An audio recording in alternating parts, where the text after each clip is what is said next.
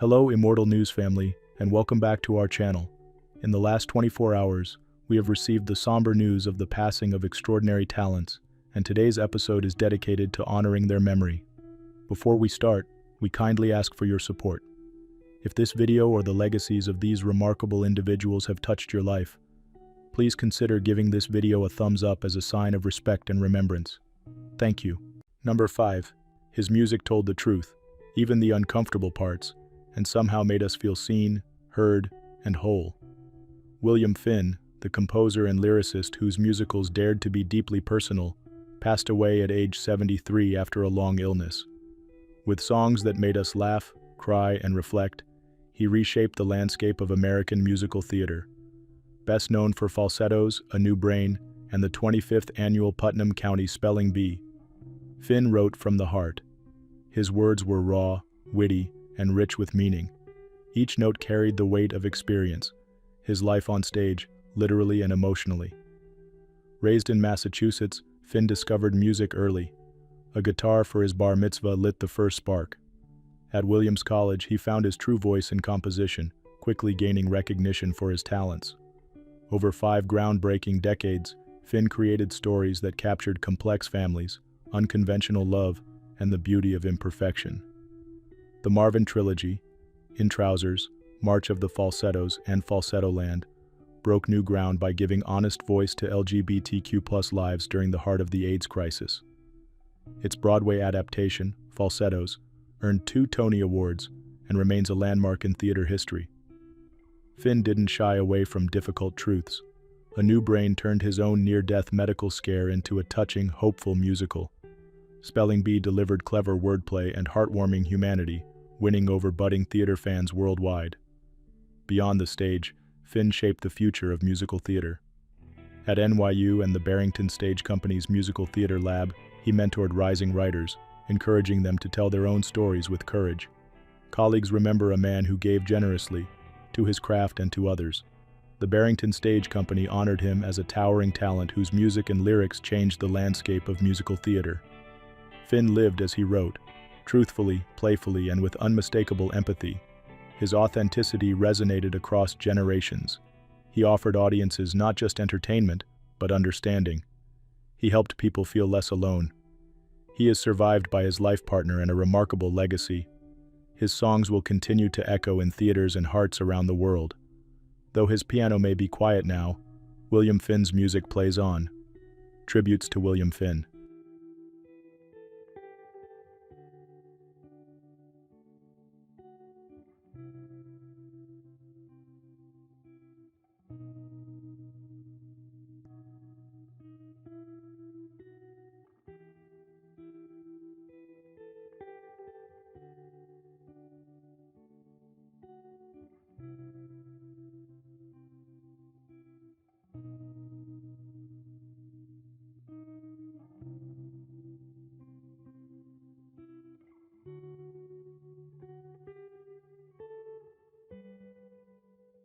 Number 4. He believed theater could change lives, and in many ways, it did. Raymond Hawthorne's life was a testament to that belief. A guiding force in New Zealand's performing arts, he shaped stages, stories, and generations of actors with passion and purpose. He passed away peacefully at 88 after a short illness, leaving behind a remarkable legacy that echoed far beyond the curtain call. From performing opera in Hawke's Bay to joining New Zealand's first professional theater company, Raymond was devoted to his craft from an early age. A scholarship to London's prestigious RADA sharpened his talent. He stayed in the UK for over a decade, teaching and performing before returning home to uplift an entire nation's theater culture. He co-founded Auckland's theater corporate in the 1970s, giving artists a stage, students a school, and communities a voice, leading Mercury Theatre, directing for Opera New Zealand, and heading Unitec's performing arts program. Each chapter of his career elevated countless others. His vision was bold, his standards unwavering. His productions of The Turn of the Screw and The Rise and Fall of the City of Mahogany weren't just talked about, they were remembered. In 2000, Raymond was appointed an officer of the New Zealand Order of Merit, an honor reflecting his lifelong service to the arts. But ask his students or colleagues, and they'll say his true gift was opening doors for others. Jennifer Ward Leland called him a titan of theater, while actor Mark Hadlow credited him with setting the bar higher for everyone. Simon Prast simply said, his influence was immeasurable. Offstage, he was a devoted husband to actress Elizabeth Hawthorne and loving father to Emmeline and Sophia. The loss of Sophia in 2016 was a sorrow he carried quietly, yet even in grief, he kept creating, turning life into art, pain into truth. Raymond's work lives on in the voices of those he mentored, in the theaters he helped build, and in the audiences he moved. He is survived by Elizabeth and Emmeline, as well as by the countless lives he touched. Tributes to Raymond Hawthorne.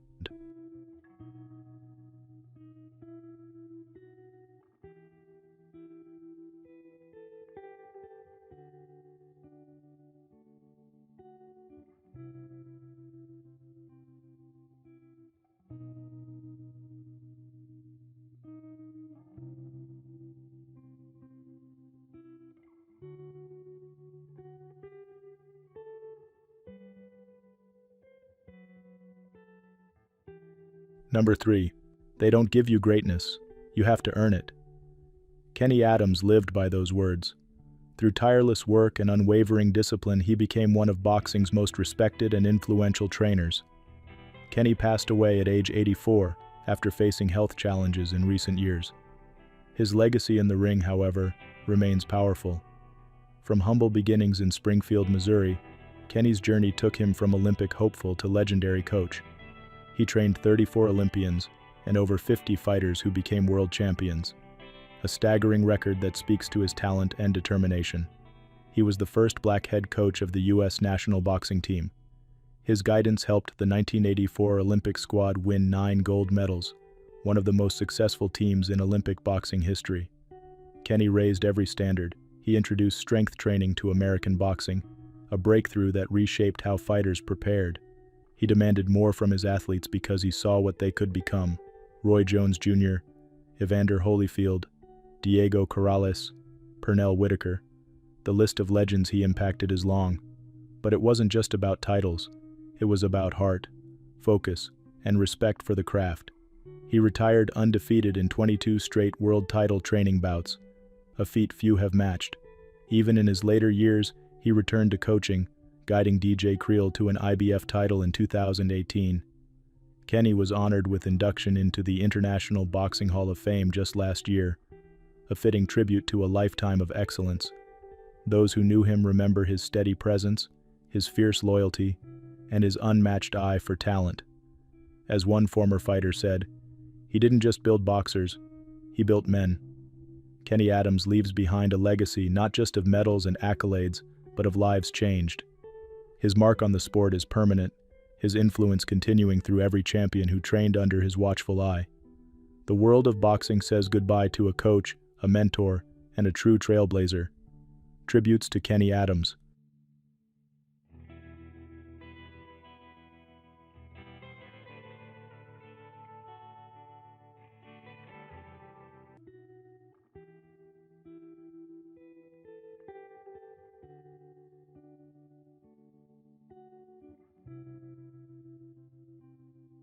Number 2, I thank you, life.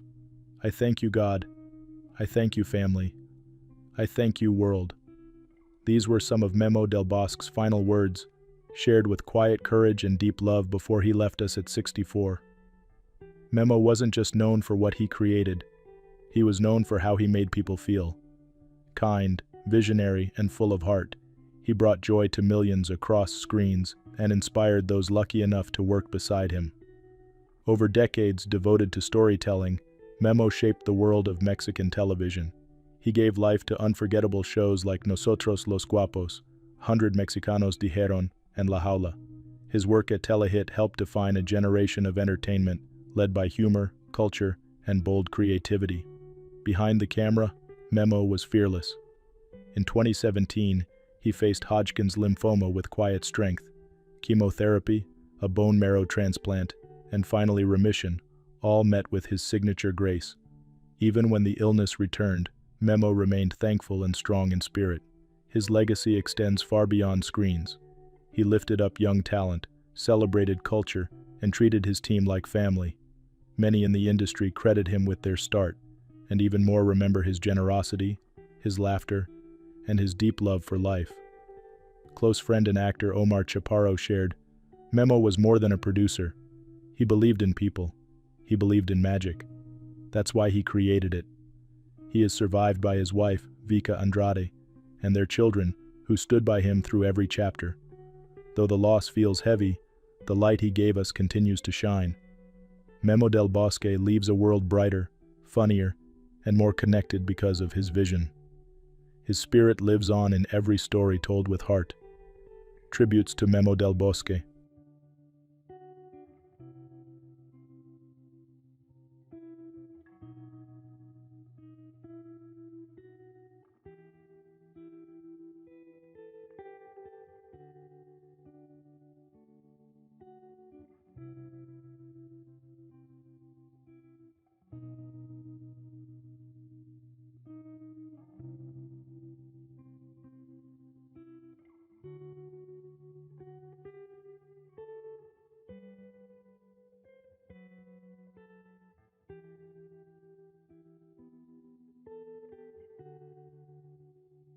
What's trending on the internet?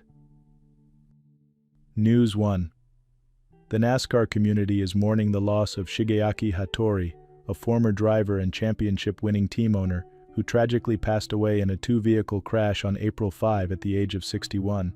Authorities confirmed that Hattori was driving his Toyota Crown in Huntersville, North Carolina, when his vehicle crossed the center line and collided with another car.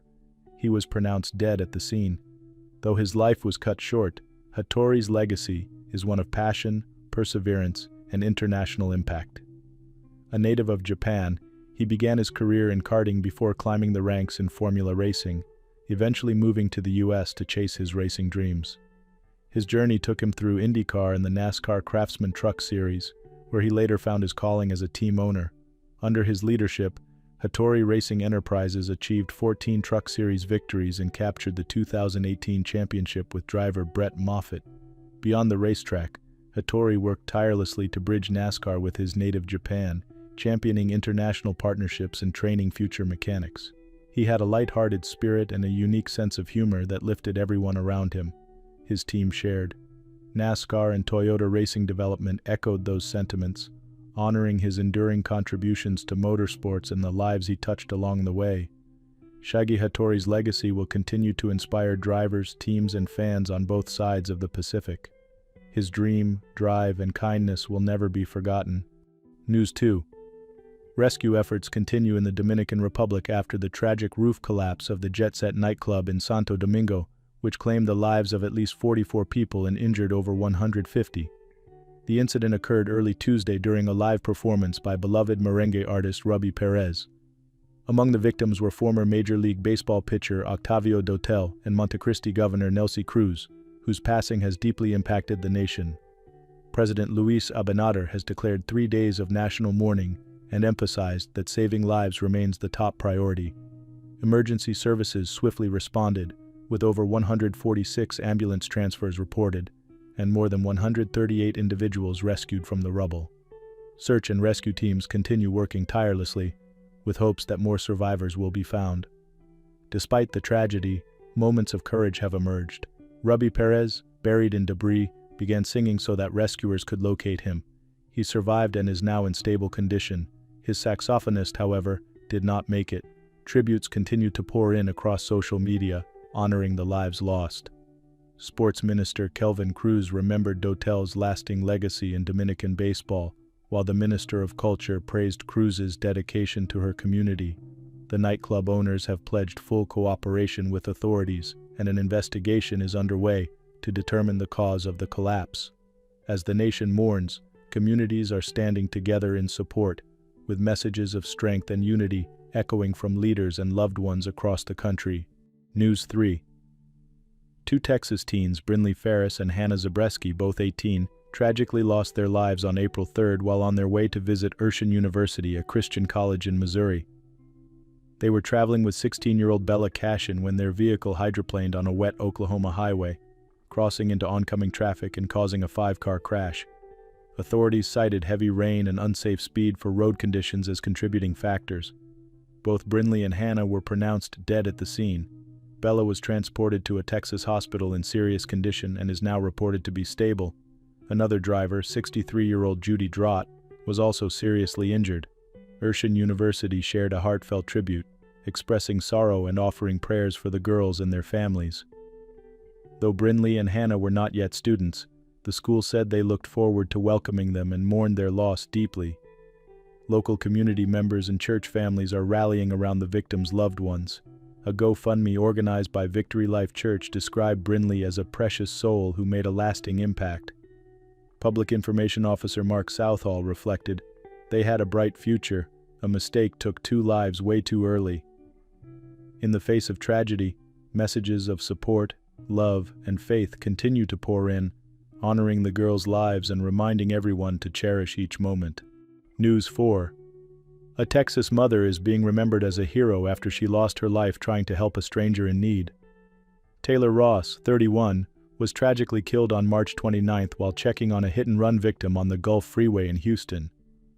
According to police, Ross was riding in a Ford Explorer when she saw a Ford Focus that had been rear-ended. Without hesitation, she asked her friend to stop and rushed over to check on the driver, worried there might be children in the car. As she offered aid, another vehicle swerved to avoid a collision and struck both the Ford Focus and Ross. Sadly, both Ross and the other driver, identified as Mirtha Rodriguez Orgales Sai, were pronounced dead at the scene. Taylor's brave actions are being celebrated by her loved ones. A GoFundMe created in her honor describes her as a devoted mother, daughter, and friend who always put others first. She leaves behind a 6-year-old daughter who now faces life without her mom's love and guidance. Ross's mother, Michelle King, expressed compassion even toward the driver of the second car, saying she hopes he won't carry guilt. "It was a total accident," she told ABC 13. Taylor's legacy of selflessness continues to inspire as her community rallies around her daughter and family with love and support. News 5. Health officials in California are urging residents to take extra precautions after 3 recent deaths from hantavirus in the town of Mammoth Lakes. Among those lost was Betsy Arakawa, the wife of actor Gene Hackman, whose passing in February was linked to the rare virus. Since 1993, there have been 27 reported hantavirus cases in the area, but the occurrence of 3 fatal cases so early in the year has raised concern among experts. "The occurrence of 3 cases in a short period has me worried," said Tom Boo, a Mono County public health officer. Hantavirus is spread by infected rodent droppings, particularly from deer mice, and can cause hantavirus pulmonary syndrome, a severe respiratory illness. The virus is not contagious from person to person, and symptoms may appear 1 to 8 weeks after exposure. What's especially concerning is that none of the individuals who passed away had obvious exposure risks, like heavy cleaning in areas with rodent droppings. However, evidence of mice was found in their homes or workplaces. Officials are emphasizing prevention by recommending residents seal food tightly, clean with disinfectant rather than dry sweeping, and maintain good ventilation when cleaning areas that may have rodent activity. While rare, hantavirus is serious. The Centers for Disease Control and Prevention remind people that being cautious around rodent waste can significantly reduce risk. "Our hearts are with the families affected," Boo added. "Simple steps can save lives, and awareness is key." News 6. Pop icon Robbie Williams is opening up about a surprising health challenge that had fans doing a double take. A diagnosis of scurvy, a disease most commonly associated with 18th century sailors. In a recent interview, the 50-year-old singer revealed that his strict diet led to the development of the rare condition, caused by a severe lack of vitamin C. "I was eating just fish, rice, and water," Williams said, noting that his minimal diet was part of an intense health regimen.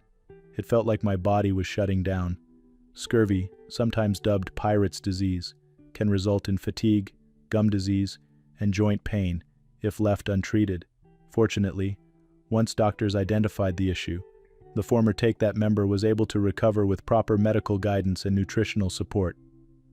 "I'm lucky we caught it," Williams shared, adding that he's now incorporating a more balanced diet and taking better care of his overall health. Fans have rallied behind the British entertainer, praising his honesty and using the moment to spread awareness about the importance of proper nutrition, even in today's modern world. Williams, known for hits like Angels and Rock DJ, continues to inspire with his candid approach to health and personal growth. His journey is a reminder that no one is immune to health challenges, but with the right support and knowledge, recovery and resilience are always within reach. Number 1. Octavio was the kind of teammate who made everyone around him better, not just on the field, but in life, said former Astros colleague Lance Berkman. That spirit, steady, uplifting, and fiercely loyal, followed Octavio Dotel to every mound he stepped on and every clubhouse he entered. Known as one of the most seasoned arms in Major League Baseball, Octavio built an unmatched legacy across 15 seasons. He wore the jersey of 13 different teams, the most in league history, not as a journeyman, but as a testament to his skill, dependability, and fierce commitment to the game. His time with the Houston Astros marked a peak, while his championship win with the St. Louis Cardinals in 2011 became the jewel in a shining career. 2 years later, he helped bring national pride to the Dominican Republic by taking home the World Baseball Classic title. These moments weren't just wins, they were celebrations of his passion and persistence. What made Dotel special wasn't just numbers, though they were impressive. Over 750 games, he struck out more than 1,100 batters. But teammates will tell you it was his calm presence and quiet leadership that mattered most. He had a gift for lifting others, often mentoring young pitchers and keeping spirits high in pressure moments. Off the field, Dotel never lost touch with his roots.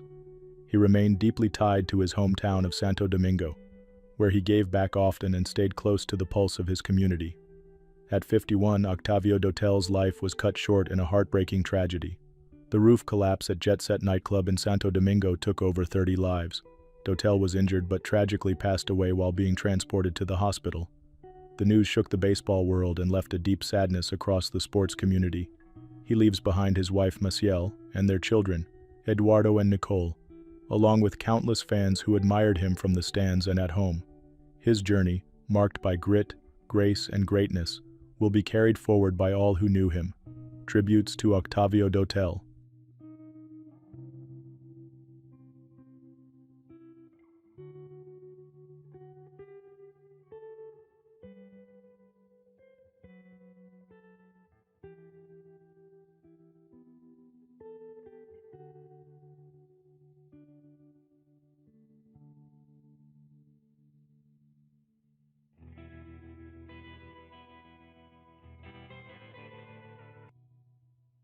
John had a way of listening to horses and to people that made you feel truly seen.